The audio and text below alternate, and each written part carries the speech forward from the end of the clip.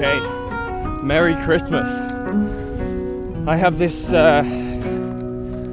probably bad idea to take you with me on a run.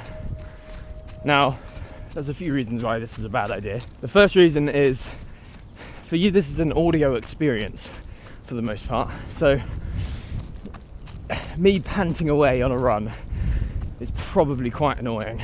Second reason, I've woken up today, it's Christmas Eve, and I've gone out and it's particularly windy. So even if I wasn't panting and I was Kylian Jornet and I could run without losing my breath, even if that was the case, it's still windy. So I don't want you having a bad audio experience for that reason.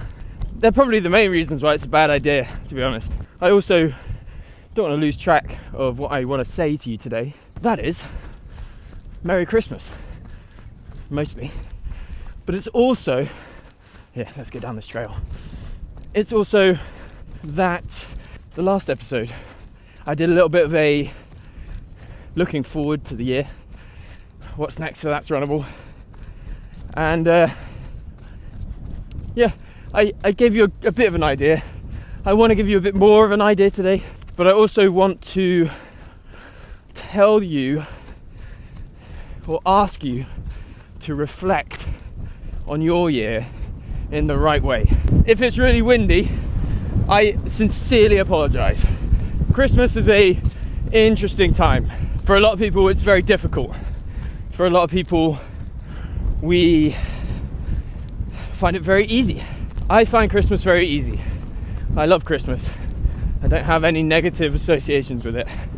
But I recognize that a lot of people, a lot of my friends, and a lot of people who I interact with, they don't have a great association with Christmas, and it brings back either bad memories or they start to miss loved ones. So I want to recognize that for you, and I want to tell you that you're not alone. A lot of people feel the same way as you do.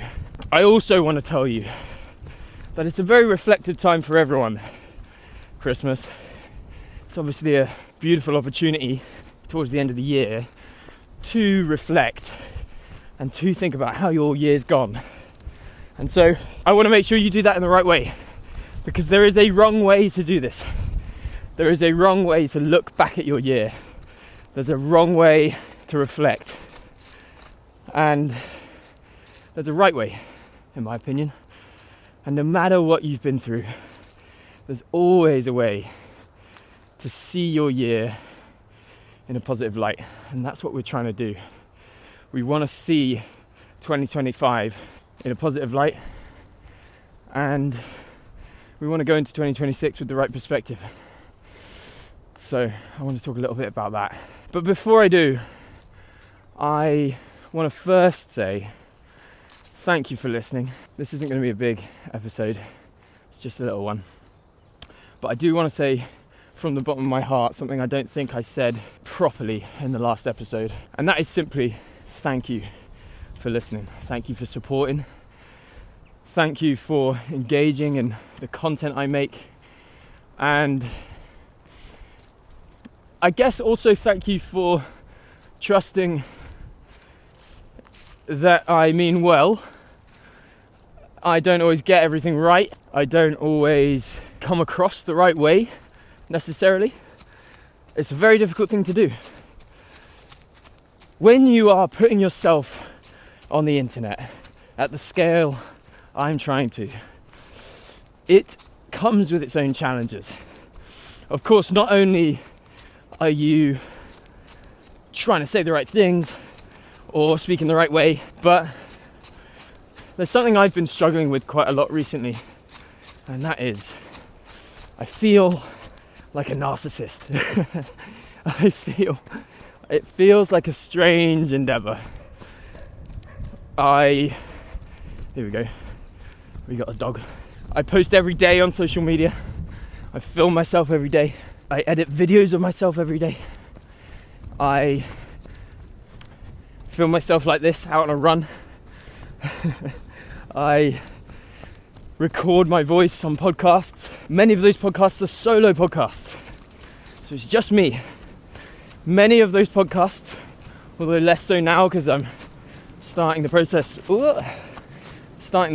of shifting editing to someone else.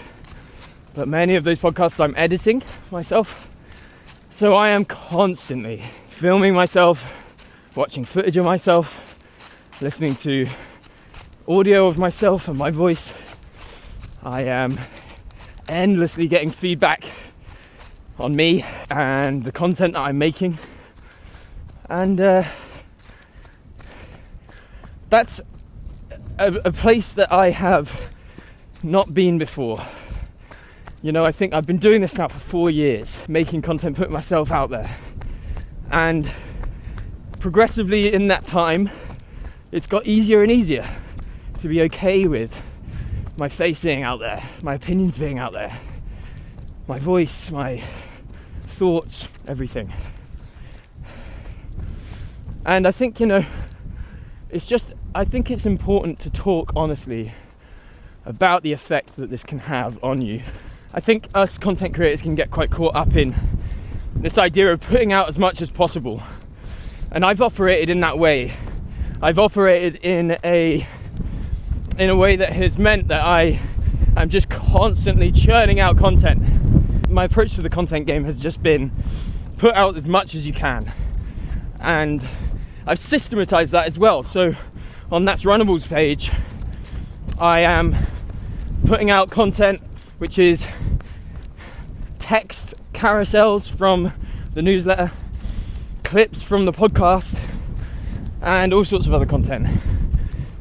And now, so that's systematized, so even more content is going out with my approval, but I'm less involved in it. And so I guess all of this is just to say that I think I need a rest. I need a short rest from making content, from churning it out, and I need to step away, basically. And I'm going to do that. I'm going to do that for the next few weeks. I don't think you'll notice, if I'm being frank. I think the reality is us content creators think people notice more than they do, but there's plenty of other content you can go out and watch. But I'm going to take a rest, and I'm considering this rest a little bit of a reset, if I'm being honest. A reset from the noise of constant social media and constant output. I love this podcast, and the last thing I want is for this podcast to become anything like social media is for me. I also love the engagement on social media. I like making videos, but it's quite draining to put yourself out there, not because of the judgment, but because you're just constantly looking at yourself, listening to your own voice, watching videos of yourself. And I believe in what I'm doing. I believe strongly that there is huge benefit in encouraging you to get out the door, to enjoy life every day, to make the most of it, to do hard things, to strength train. I'm just approaching some deer. Check this out. We can use this as the segue to the next part of the episode. But I believe in this, and so I don't want to stop doing it. But there is a part of me, a very big part of me, that recognizes how important it is for me to take a rest, to step back, to stop producing. Look at this.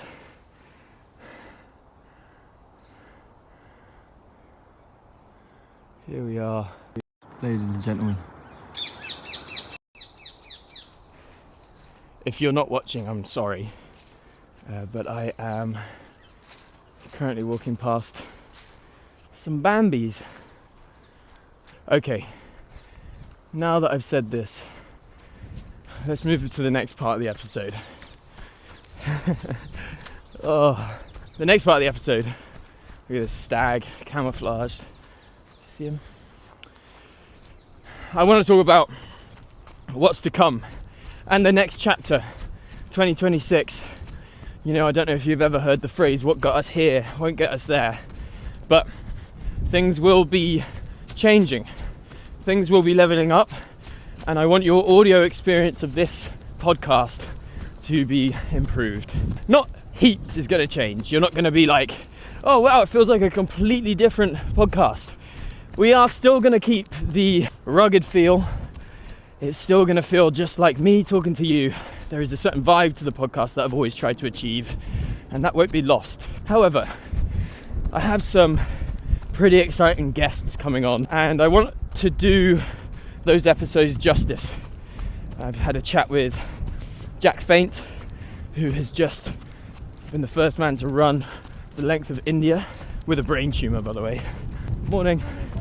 And I want to make sure that that episode and others that are coming are great audio experiences. So we're going to be leveling it up a little bit. We're going to be making sure that we can grow. My ambition with this podcast is to grow it. I recognise you're not going to listen to every single episode.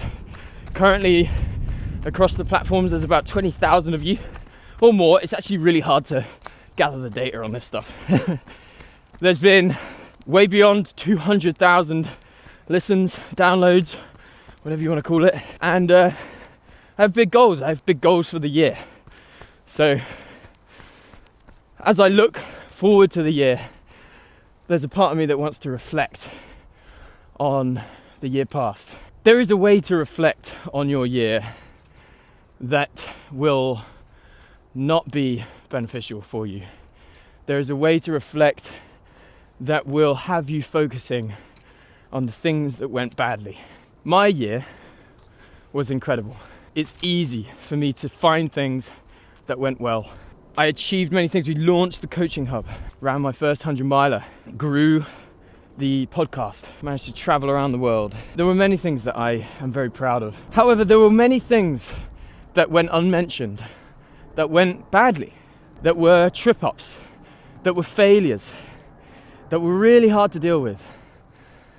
Not as hard as some things in life, but were challenging. And there is certainly a perspective that I can have on 2025 where I focus on what went wrong, on what went badly, on what I need to fix for next year. And I can see 2025 as a year that could have gone better. There is a perspective that I could have where I look at an incredible year and I see it through a negative light. I DNF'd my first races this year.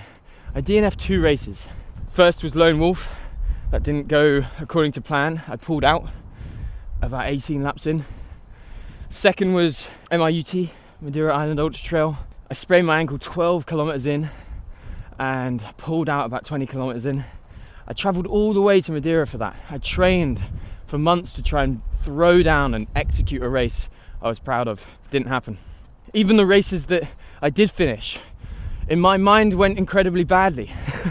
Ultra X Slovenia, I had a terrible second day and it felt awful from start to finish. I did not execute that race well. I really struggled during Devil's Gulch, the 100 miler. I was convinced I'd be able to get a sub 30 hour finish, and I got a sub 33 hour. Expectations were not met. The coaching hub started out terribly. I launched on the wrong platform, absolutely, and it cost me thousands of pounds from this mistake. I could list many things that did not go well this year, but this is just to use my own year as an example, because no matter how your year was, there is a way to both look at it negatively, but I promise you there is also a way to look at it positively. Now, my example is probably a bad one because I find it very easy to see my year positively, and it comes naturally to see it that way. I recognize there are going to be failures along the way. I see my running as a hobby. I'm going to fuck up some races every now and then. I'm going to get some DNFs. Things are going to not go to plan. How am I going to learn otherwise? I see it that way. It's just a hobby. It's not that deep. The same with my coaching business, which is my top priority. I could see my coaching business as something that could be in a better place. But I see it pretty positively because it has allowed me to live and work remotely, to be my own boss, and I'm proud of that. You know, there are loads of things. This podcast, I am seeing the positive metrics, but there are some negative metrics on the podcast. The listens for each episode has gone down over the first year. The listeners has gone up. We can choose to listen. We can choose to focus on the positive things. You may have had an incredibly bad year, and I do not want to minimize or look at that, man. Oh, if you're watching this, folks, you may have had an incredibly bad year, and I do not want to make you feel like I am belittling that by any means. But there is a way to look at your year and find positives. There is a way to look at the year and find things to celebrate, to be grateful for, and to see it in a positive light. So please do that for me. So as we look ahead, 2026 is going to be a big year. And I wanted to just tell you that the podcast is changing. And we're going to be trying to experiment with new things. I'm going to be potentially taking you out on more runs, if this sounds good. I'm going to be engaging you more. Spotify is probably the best platform for engagement. You're allowed to comment. I can do polls. A poll has just come back from episode 66. And yeah, look at that. And we are, based on that poll, doing an episode on how to balance running and strength training. And there are many other ways I want to engage you on social media as well. We are going to be leveling up the guest episodes, just providing a better audio experience for those episodes, trying to make it slightly more unique in how we present those. And the solo episodes will remain. There are some things about the podcast that aren't broken and don't need fixing. But to finish, I just want to say Merry Christmas. Thank you for listening. I hope you continue with me in the new year. I hope that you enjoy the new style of things on some of the episodes. I hope you engage, and thank you. Merry Christmas, Happy New Year, and I'll see you in 2026. Morning. Getting attacked by dogs. Look at this. By the way, stop caring what people think. Your life will change when you do.